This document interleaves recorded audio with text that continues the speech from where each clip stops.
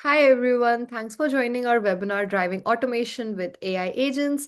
And this is our first webinar for the year, so thank you so much for joining. And today we have John Bagnall, who's in our product team and is a senior product specialist here at SingleStore and is an expert on the topic and will be assisting everyone that is here with us live today. So, for some reason, if you're not able to make if you're watching this recording, like after you requested on demand, you can always email us at team@singlestore.com if there's any questions, because during our live sessions, we do a Q&A session that is done towards the end of the webinar. And but if there's any questions like which we cannot address live, you can always reach out to us at team@singlestore.com, which I'll be putting all the links to our contacts and all our social profiles in the chat. So stay tuned and keep an eye out on the chat button. You're currently in a listen only mode. So this the only way to communicate with us is through the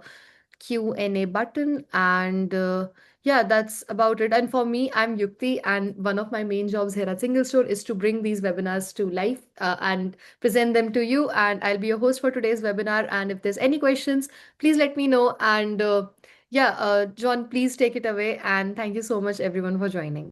Sure. Thank you, Yukti. Thank you. Yes. So thank you, everybody. I'm going to be talking about automations with AI agents. It's going to be a relatively high level, but there will be some details as well, just to sort of, I guess, frame the mental model about, driving automation with AI agents. But we'll start at the beginning and then we'll move through the details as the session progresses. But yeah, as Yukti mentioned, my name is John. I work on the product team here at SingleStore.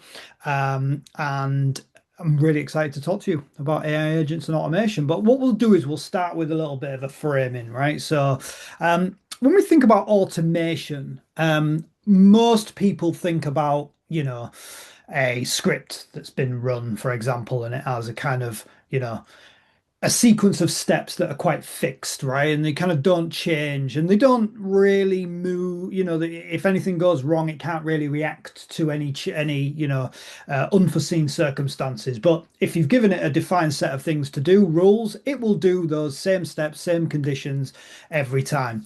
Now, that's fine if you know exactly what you want to happen, but obviously real work isn't like that, right? Real work is multifaceted. A customer sends data in a different format, for example, a process needs an approval step. There's all kinds of different variations where things could go wrong.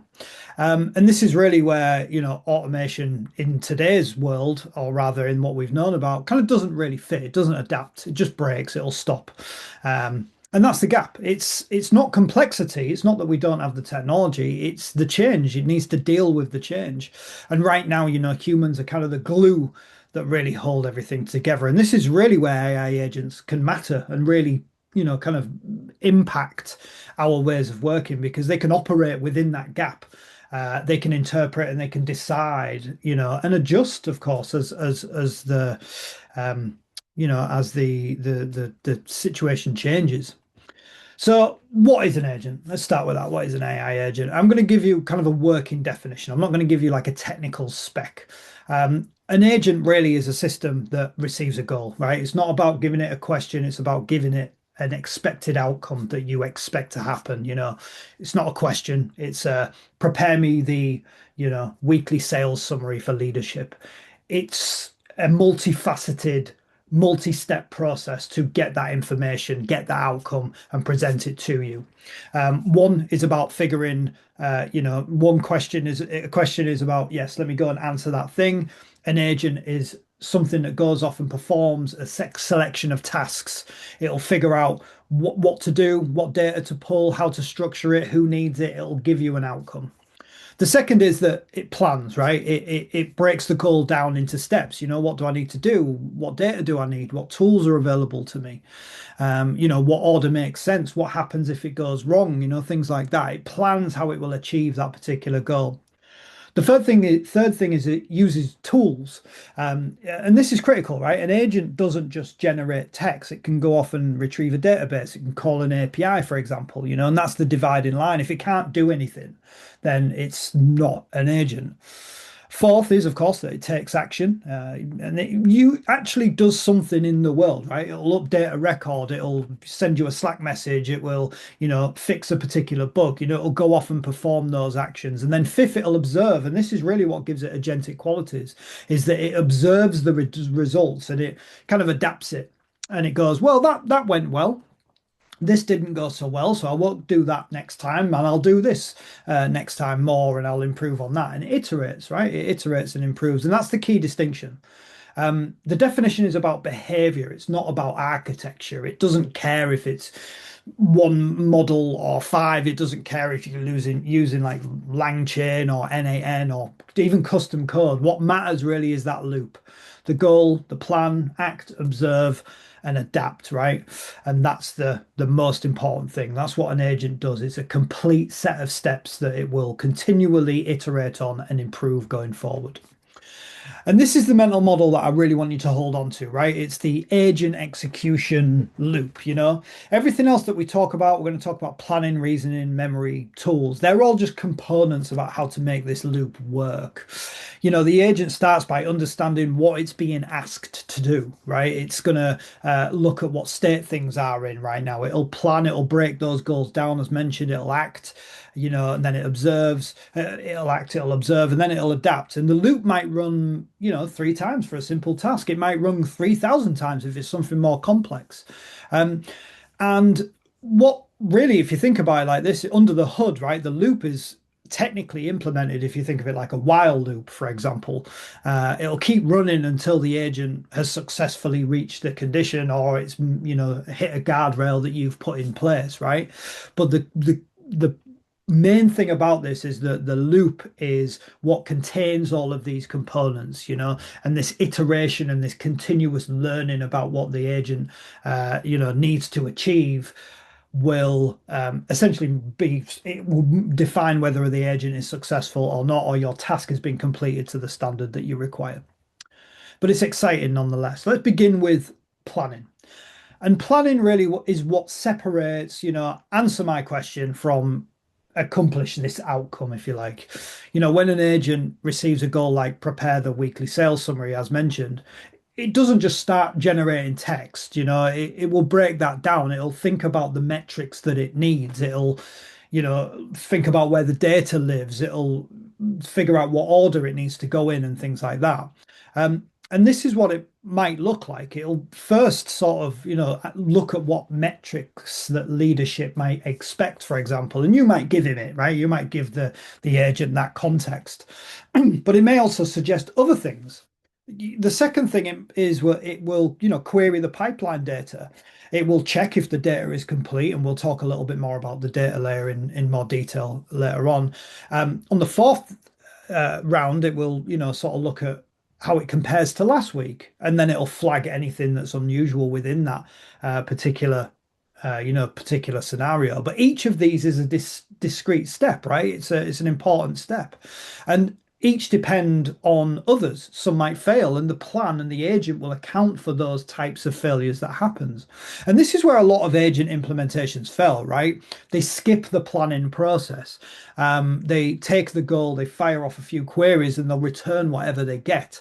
And that works for simple tasks, right? Your chat GPT, or, if you're putting it into a chatbot, it will go off and answer the question that you have. For anything more kind of complex, where there is a, sequence of multiple steps, or if there's dependencies, things like that, you really need to plan it first. You need to set that context properly at the start. And planning depends on, the agent knowing what's possible. It needs to know about what data sources exist. It needs to understand what access to the tools that it has in place and things like that. And if you don't have those things in place, then it can't plan effectively. And we'll talk a bit more about the data layer and SingleStore, but planning also depends on metadata. The agent needs to know what data exists on and how it needs to access it. If your data's scattered around, across multiple systems and inconsistent schemas, for example, then the agent's planning becomes really difficult. And this is where SingleStore's good because it's a unified data layer essentially, right? You don't need to query multiple different databases in different areas. It can just go to that one single entry point, pull out the information that it needs, and go off and perform the tasks that it needs to perform. The next is the reasoning, and planning gives you a sequence of steps, as mentioned, right? But reasoning is what happens within each of those steps. It's the judgment calls. An agent has to decide, what tool should I use here, for example? Have I already, do I already have what I need? If is what I'm querying, is it exactly what I should be asking for? Things like that. Perhaps it needs to flag it to a human. And this is really where the LLM and LLMs get so much better on each sort of, day that goes by as can make these kind of intelligent reasoning decisions on its own. And these are judgment calls. And this is where the model capability certainly matters, right? A smarter model, as we know, can make better decisions. But here's the thing on this, the model capability alone isn't enough. A powerful model with no verification steps will just hallucinate confidently. It will just give you a really good reason why it thinks it's right. Models, by their very nature, are often always more positive than reality. It's just the way that they're built up. And what's dangerous in this kind of area is that it will make up data that sounds right. It'll skip the validation because it's pretty sure of the answer, and we kind of need to make sure that those proper guardrails are in place. So reasoning isn't always about the model. It's about the architecture around it. Does the agent verify the results, for example, before acting on it? Can it do some confidence level checks and things like that? And the best agent systems pair those strong models with strong guardrails. The model does the reasoning and the architecture just makes sure that the reasoning is grounded in reality, if that makes sense. And reasoning quality depends really heavily on data quality, right? It's kind of obvious. If the agent queries data and gets that inconsistent result, perhaps it's hitting, stale data. It's reconciling a couple of different sources that don't match, for example. It might be reasoning, compromised data or out of date data. And the single source of truth really simplifies that problem, which is again what SingleStore is well known for, right? It's the combination of the transaction, the analytical, vector, of course, and streaming all together in that one platform. And it just simplifies the access to that data and I guess the organization of that data. And this is the dividing line the dividing line rather between chatbots and agents are the tools that it has available. A chatbot generates results based on what it has learned during the training, right? And an agent actually does things. It will go off and query a database. It'll call an API, things like that. One of the things that is really important when you think about the tooling for an agent is the data that it has available to it, and not only the data itself in terms of quality, but also the access, how it actually accesses that data. SQL queries are often the most important tool. They give access to data to the agent in a really structured way. A relational database is a really good way for an agent to understand how the data it traverses well through a structured database. And there's all kinds of tests that can be run against, JSON files, CSV file, XML, and SQL queries often are always, the tables themselves are often always a better way for the agent to get properly good data. APIs again, they help you interact with those external services. So are you making sure that your agent has availability towards them APIs, whether it's a CRM or any other external system? It needs access to that data inside of that.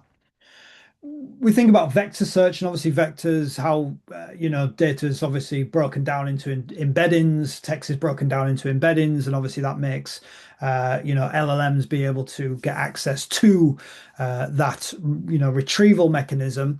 And we think about things like RAG, for example. They do a documentation is a good example of this. break documents down into a vector search, and RAG makes the retrieval augmented generation really easy for the LLM to go off and get that information from that document itself, pull it back, and give you a response. And then, of course, does the agent have access to the messaging systems? It might be that part of your outcome is that you need to send a Slack message or create a Jira ticket, for example. Does it have access to those systems? And are you making sure that it's like, the connection between the agent and your systems are secure and bona fide, and don't, maybe you have schedules that are always available, making sure that they're always available to the agent. So that is, we talk about the tools, we talked about planning, we've talked about the reasoning of the model. But another thing is, of course, the memory.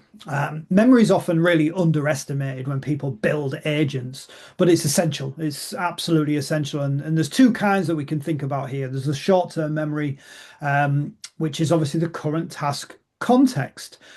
What do we mean by this? This is the context window. What's the goal? What steps have we already completed? What did the last query return? Those types of things.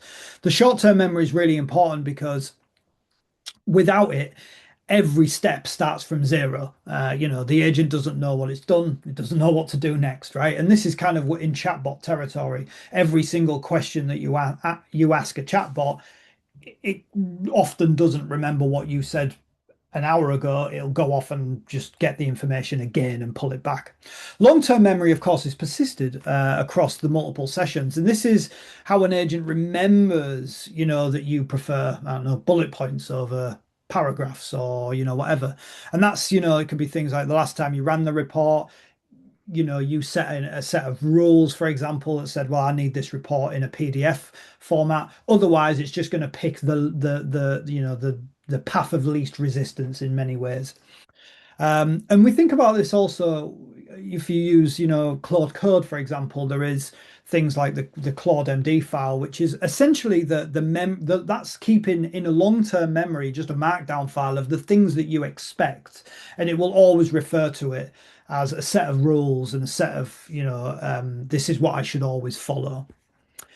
And here's what happens without memory, right? The agent will go off and just derive everything from scratch every time. That's kind of slow. And I know systems that are built in place that make this very fast, but especially if you're building agents that are performing tasks, especially in sort of, business critical or operational critical areas, you kind of don't need it to go off and do these same things over and over again.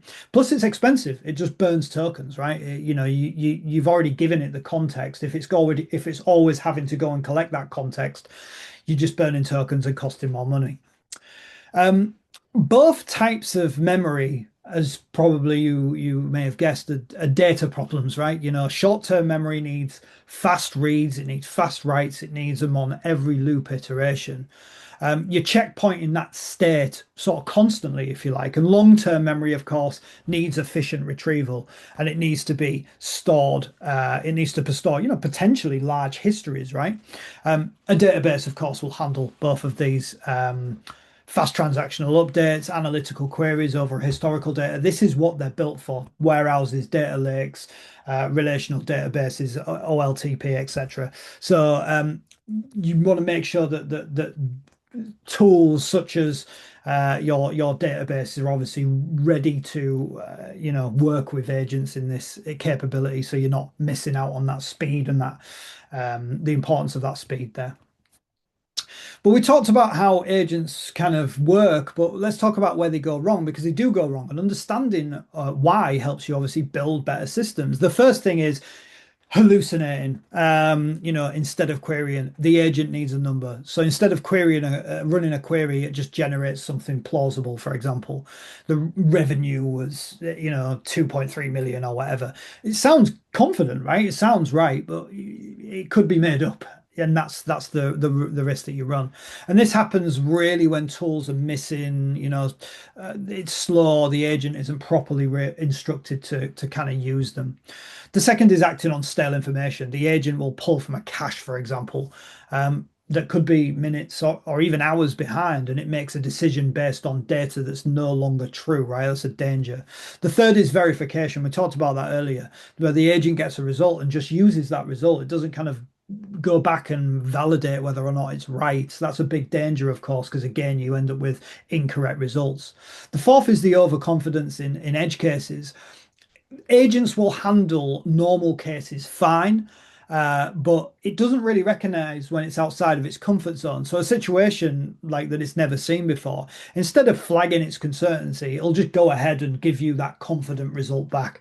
So there's another danger there. Fifth is kind of poor error handling. You know, an API times out, for example, or query fails, things like that. So instead of maybe retrying or escalating it, it'll just crash silently, if you like. It'll go off and propagate the error through the rest of the workflow, the rest of the process. Then you end up with a really poor output, right? And no idea where it went wrong because it doesn't know because it doesn't know how to understand errors and what they look like. And here's the important point, right? These failures are almost always architectural. They're not model related. You can't prompt your way out of stale data. Um, you can't fine tune a missing verification step. When an agent fails, the question to ask are, did it have access to the right data? Was the data fresh? Did it verify the results? Those types of things. Two of these five, the stale data and the hallucination from slow tools, are directly related really to your data layer. So if queries are fast, agents will use them. If they're slow, agents will start guessing. If the data is in real time, the decisions are grounded in what's happening right now. If it's lagging, sort of every downstream action is based in the past and not the present. So there's a few things to consider there. We've talked about how agents work and where they fail, but let's talk about what they need from your infrastructure, because this is where most agent projects certainly hit friction. The first one is like low latency access. So when we think back of the execution loop, the understand, plan, act, observe, adapt, the loop might run, 20 or 30 times for a single workflow. It might run more, obviously, depending on how complex it is. But each iteration would involve a query, for example. And if the query is taking 5 seconds or your database is just, lagging in somewhere, that's going to cost you, minutes rather than seconds. It's sort of sub 100 milliseconds, for example, then the workflow will feel instant. And this is really where the importance of the database speed, read and writes are really, really imperative to the agent performance. Fresh, consistent data is hugely important. We talked about agents acting on stale information, and this is the fix. If your agent's querying, a cache that's minutes behind or a warehouse that's maybe syncs nightly, for example, then the decisions are going to be based on the past, and obviously an issue. Getting access to the data itself. Agents can work on all kinds of different formats, but making sure that they can, get access to documents as well as the table itself. So it's pulling in the most relevant data. There's no ambiguity about what's being asked for. It's making a data-driven decision, giving it access to the data sources safely, of course, and making sure that it can respond with the right information.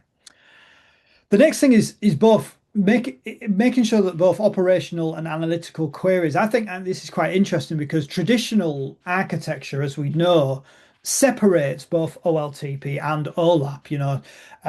It always has. It's always kind of do that. And tools like SingleStore have done an incredible job of revolutionizing the way that we think about that, where it can exist in a single architecture, if you like, or a single infrastructure. Agents don't care, right, what it is. They want to just find the most appropriate data, the correct data for the job. If you can keep it within the same workflow, that simplifies things incredibly for the agent because it's like, well, I only need to go one place to find that information. I only need to go to SingleStore to find that information. I don't need to query, MySQL over there and Snowflake over there. There's no need for us to do it. Obviously, there is use cases differently for that, but it certainly helps when it comes to an agent process like this. And that leads to the kind of last point, right? The single source of truth. The importance of that, making sure that all your data is in a single area that can handle both your OLTP and your OLAP, as well as real time and your vector search having it all unified is massively important for your agent. Um, and this is really where SingleStore is well suited to agentic workloads, right? I'm going to talk now about kind of why that might be the case. We've established that agents need fast queries, they need fresh data, they need access, structured access, they need a unified operational and analytical workload, and a single source of truth.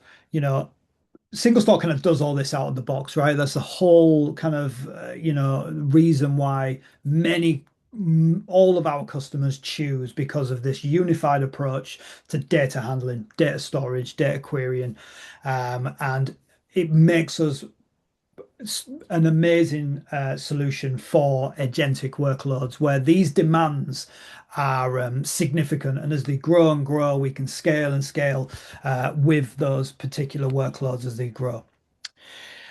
We see customers running things like, running agent workloads with query latencies in the tens of milliseconds, right? So this is like handling thousands of queries per minute against data that's just seconds old. Now, that's so important for an agent. It's so important for that consistent while loop, if you like, where it needs to consistently get, complete data. It doesn't need to be something that takes forever because it'll make a decision based on poor data, as mentioned. So let's think about the human aspect. I've talked about machines. One of the things that we've talked about is like, it sounds like I'm handing over the keys to the machine in many ways. We're not, right? The goal for agents, I think, in this day and age is not full autonomy, it's appropriate autonomy. I think that's important. Um, these are kind of four patterns. There's probably more, but the four patterns that I kind of land on when it comes to keeping humans in the loop or humans in control. The first is approval gates, right? So for kind of high stakes action, the agent doesn't execute, it proposes, right? It says, I'm going to send this report, for example, to a leadership team. Do you approve of this, right? A human probably wants to review and confirm that that is the case, right? You're getting the automation benefit of the agent doing all the work, right? But you've got the human judgment that makes the final call, and that's hugely important. The second thing is exception handling. So the agent knows when it's uncertain. You need to make sure that it sets the confidence level appropriately. And then it should escalate based on that, right? It should tell you, is the confidence low on this output? Well, I need to escalate it. Are the stakes quite high? I need to escalate it. Things like that. You define the thresholds, and then the agent will go off and it will respect it, right? This is how you avoid that overconfidence failure that we talked about earlier. The next thing is audit trails, right? I'm a big proponent of data governance and making sure that we are aware of what's happened, right? And having that audit trail. Every action that an agent takes should be logged, not only what it did, but why it did it, why it made that decision, what data did it base its decision on, for example. So if something does go wrong, you can trace it back. This isn't just for debugging, right? It's for accountability. It's making sure that not only you know where you've gone wrong in terms of the agent setup and performance, but also the agent does. The agent can take that information and go, I got it. I did that wrong. It'll be better next time. The next thing is the bounded autonomy, or the final thing, and this is the practical middle ground, right? The agent can act freely within sort of defined limits, right? You can allow it to go and update a deal status, or send an internal notification, things like that. But when it comes to more important things, which I'll talk about in a second, maybe like, I don't know, financial transactions come to mind for this, it kind of should stop, right? And it kind of go, hang on, I'm a bit out of my remit here. Let me just double check what's going on. And here's the key mindset, right? You're not handing over your controls, right? You're just delegating that repetitive work, the routine parts of that work that, kind of you shouldn't be doing as a human. There's no need to, because there's tools out there that do it. So let's make this concrete, and let's talk about some real world examples of some automation. Um, this is a sales pipeline monitoring process that I implemented in a couple of places actually, but this is one that kind of always sticks out. Um, The agent is connected to your pipeline in SingleStore, right? So you can build an agent. There's a bunch of different tools that you can use. An agent is a defined mechanism, in terms of like, it could be multiple ways. It could be custom code that you write. It could be a robotic process automation tool, for example. I've used LangChain, which is a great agent framework. And what's good about this is it's kind of your orchestration layer, right? It has native SQL tools that will work out of the box with SingleStore. And the agent can run sort of continuously. It doesn't have to be on a schedule, but it'll just watch for changes. So in a scenario like this, what happened was, they wanted sales team wanted to monitor if a deal hadn't moved in a couple of days, right? Or activity in the POC had dropped off, and perhaps the deal might be a significant number, right? That we wanted to monitor for those risk signals. So what happens is that the agent would detect this and it'll pull out the context. It'll look at when the last email was sent, when the last meeting was. It'll look at who was the contact, the deal size, all of this kind of information, this core metadata. And then it'll do something useful, right? It'll generate a summary for the rep. So it'll go, I don't know, the Acne deal, for example, was stuck in negotiation for 14 days. Last contact was June the 3rd. Here's a follow-up and here's the script. This is what they did on the PLC. We've noticed from the user behavior, from the heat map or the user behavior tools that they got stuck on this particular area. Maybe pick that up with them, for example. It might be that for high value deals, the agent will escalate it even further, right? It might just go, you know, for stalled deals, for example, it might just go, well, this is just noise. I don't need to bother people with that. But it makes a decision based on its parameters and what it understands, right? And these are a great these type of things are great starter use case because the actions are kind of reversible. Firstly, they're internal, right? So the danger of it making significant issues is quite low, right? It might be that the alert doesn't, go to the correct person, for example. Well, in that case, it just gets forwarded on to somewhere else. But it's not making a really significant decision. It's not, going off and making a transaction, different or shutting their account down if they are a low usage for things like that.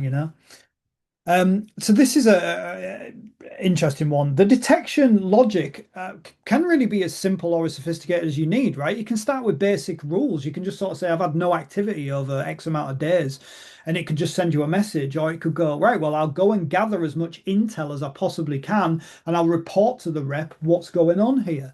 And this can help make a decision. But crucially, in that process, it's not going off and going, I don't know anything. It's going, no, let me go and find out. Oh, well, I know that they've got user behavior data here. That doesn't tell me much. So let me just go into this, this tool over here that I've got access to. This might tell me more. Great, I can see some user information. I'll pull that down. And that's the agentic side. It's making a decision and going off and pulling out all the data from where it needs to go.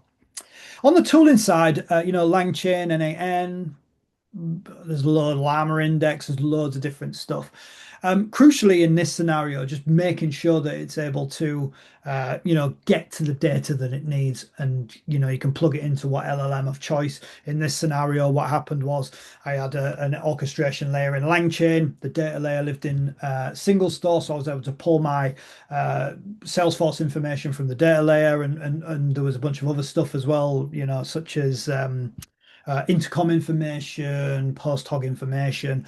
I can use an LLM like an OpenAI or Claude or whatever you feel is your favorite to just kind of summarize that information that was in there to send me a notification via Slack, or send the rep a notification via Slack as well. Another one is operations, and this is one where I think people kind of start off really, because the beauty of this can be a really simple automation. N8N is a great tool for building these little pipelines, these kind of little workflows. Really easy to kind of get stood up and get them connected to tools. This one in particular I built to monitor for support tickets that came through, and also monitor patterns, right?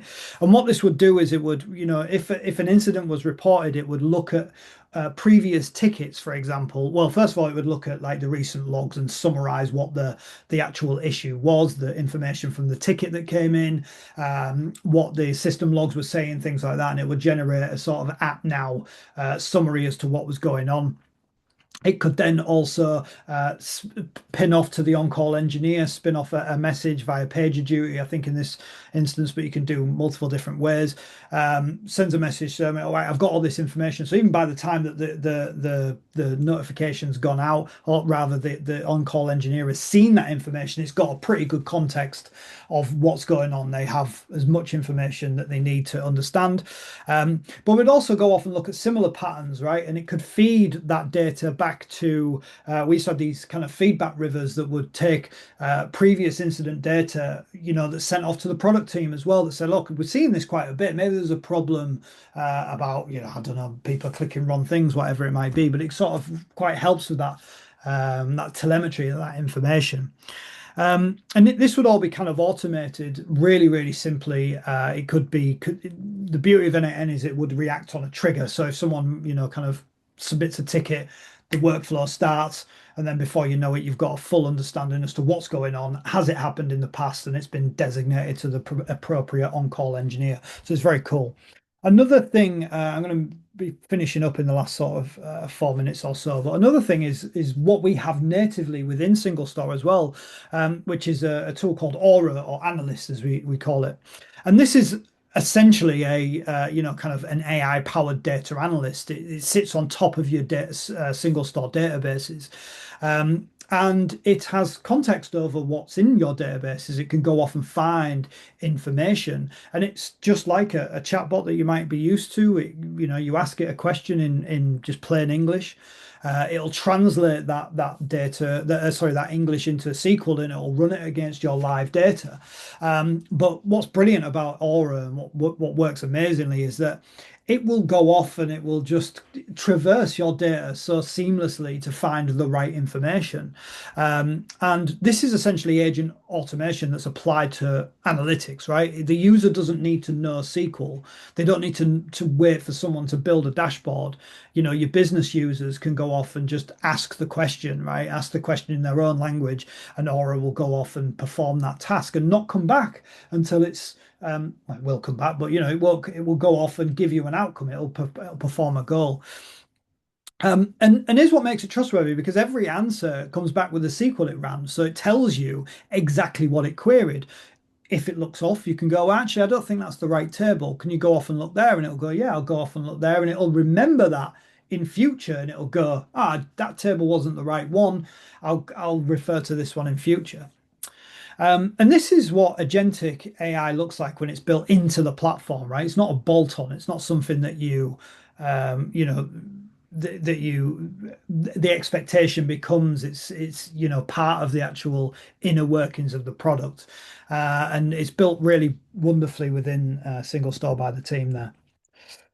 So I'm just going to start to wrap up a little bit. I want to think about a kind of starter framework. We've talked about how they've worked. We talked about why they fail, with what you need from infrastructure. But not every process is a good candidate for agent automation. I want you to think about a simple framework that you might want to look at. The first thing is, when considering an automation, is it a repetitive process, right? If humans are doing the same thing over and over again, if they're pulling the same reports, right, or they're doing the same follow-ups, then that might be a strong return on investment for automation. The agent can do it consistently. It does it every time. It doesn't get bored. It doesn't get distracted. That's a good area to look at where the automation might be best effective. The second is, does it need to make a data-driven decision? Agents are good at querying data. They're good at reasoning over it as well, providing that they've been properly, warmed up to it. If the data depends on looking something up, if it's comparing a value, if it's, maybe comparing or checking a threshold, for example, agents do that really, really well. Where it differs is if it requires maybe intuition or relationship context, or, reading between the lines, you want the humans in the loop at that point. The third is multi-step workflows. This is where our agents really shine versus simple automation, right? Scripts can handle single steps, but agents can handle sequences.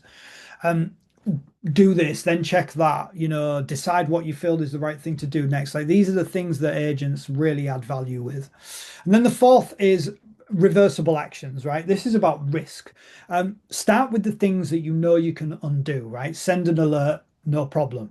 The worst case is just an alert that people ignore, right? But update a status, things like that. These are really low risk, but don't, send the contract to the client, for example, or, execute this trade. You want to build some trust first, right? And that's the mindset. Start small, prove value, expand. Don't try and automate your most complex, high stakes first, process. Think of it like, this is a new member of staff. You don't give your new member of staff the biggest account to deal with. It goes without saying. Where not to start. I'll skim over this, but I think it's quite self-explanatory. Anything that's irreversible, maybe don't get it to delete data if you absolutely know you need that data. Don't get it to do that. Safety critical systems. I think we're still very much in the, let's err on a side of caution here. Security controls, healthcare decisions, things like that. Very effective in certain studies, of course, but probably want to obviously compare that with, what other data and things like that. Poorly understood processes. I think this is one of the most important ones, right? Here's a good test. If the people doing the work can't explain the work, it's probably not right for automation. Not right for an agent to go off and do that, because this will be where you get agents just making things up, right? And this is where the hallucination happens, because if you don't know what's going on, the agent probably doesn't know either. It will perform things better. It can analyze things faster than we can, but it can't have the entire context, right? Anything that's high stake with no oversight, you want to put that to one side. And remember, trust is earned, right? Trust is earned incrementally. It's the new person at the job thing, right? It's you need to make sure that they can do the job, that you need to trust it. Treat it like a member of staff. The agent is a member of staff. If it's brand new, don't let it go off and do the most complex things. Just let it build up, let it understand, and it will get better. Not it will get better, you will get better at making sure that the agent is performing at a rate you expect it to. So there's the key takeaways, right, from my last slide. Um, Let me leave you with five things to remember. The first is, agents plan, they reason, they act, right? They're not chatbots with extra features. The difference is really fundamental, right? Chatbots respond. Agents will pursue an outcome. Take that one conceptual shift. If you understand that, then that today has been my goal. The second is, the execution loop is the core. Understand, plan, act, observe, adapt, right? Everything else that we've talked about, the tools, the memory, the reasoning, they're just components that make that loop work, right? When you evaluate in an agent system or debugging something why it's failed, come back to the loop and the loop will guide you. Third is grounding in real data is absolutely everything. When agents hallucinate, it's usually because they couldn't query or they didn't query the actual data, right? They fill the gap with inference, and that's one of the biggest dangers, right? It's making sure that it's not guessing, it's not inferring things. Grounding isn't a nice to have, right? It's the difference between an agent you can trust and one that just confidently makes things up. The fourth is data infrastructure determines agent quality, right? Data quality is agent quality. Simple as that. I've tried to weave that theme throughout. I hope it comes through. But the model will always get the attention. That's the sexy part. The data layer does the work. The data layer is the ballast underneath it. Fifth is start small, stay in control, right? Pick a workflow that's repetitive, pick it data driven, and make sure it's reversible. The outcomes of that will be infinitely better because you have eliminated much of the risk, but allow it to build trust incrementally. That's the importance. And the foundation is that if you think about these in these very high level terms, you'll get an agent that will perform your repetitive tasks 1,000 times better than a human. Um, but make sure you're aware of what's going on. And that wraps me up. I think I'm pretty much bang on 45 minutes. So thank you, Yukti. All right. Thank you so much, John, for the amazing webinar. So, if there's any questions, we are open for that. And yeah, like we are officially open for the Q&A session. If there's any feedback that you have regarding to today's session, our DMs are always open. You can reach out to me on LinkedIn. Uh, My name is Yukti, and you'll obviously get a recording from us if there's any parts of the session that you missed. So Mhm. stay tuned for that. And that recording will also have a link to try SingleStore for free. SingleStore gives $600 worth of free credits when you sign up. There's no credit card required, and it's pretty easy to set up your accounts. So we highly encourage you to, start trying SingleStore and maybe implement what you learned during this webinar. John, we can actually see your screen. Sorry, sorry. Oh, yeah. Yeah, okay. So, yeah, like that's it from my end. And John, if there's anything that you would like for the like to share to the audience, just yeah, now's the time. Yeah, no, that was it really. Yeah, thank you for your time. And yeah, if there is any questions, you can just reach out to Yukti, or you can add me on LinkedIn as well. Yeah, absolutely. Our DMs are always open. So, yeah, we look forward to hearing from you all soon. And we have amazing sessions that are also coming up in the future. So, yeah, stay tuned for that. And yeah, thanks for joining. Thank you so much, John, for taking out the time and doing this webinar. So, yeah, Okay. I'll see you all in the next webinar. Stay tuned. And thank you so much. Have a great rest of the day. Bye. Bye bye.